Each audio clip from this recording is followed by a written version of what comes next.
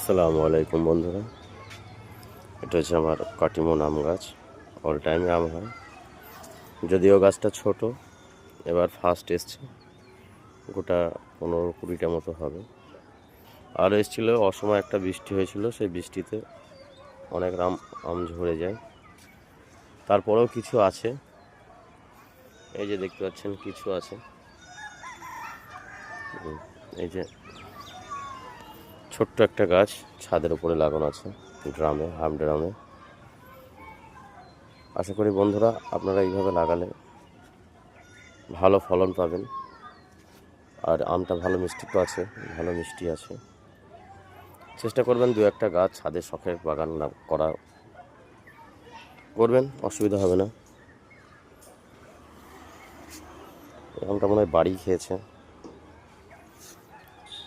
আসসালামু আলাইকুম।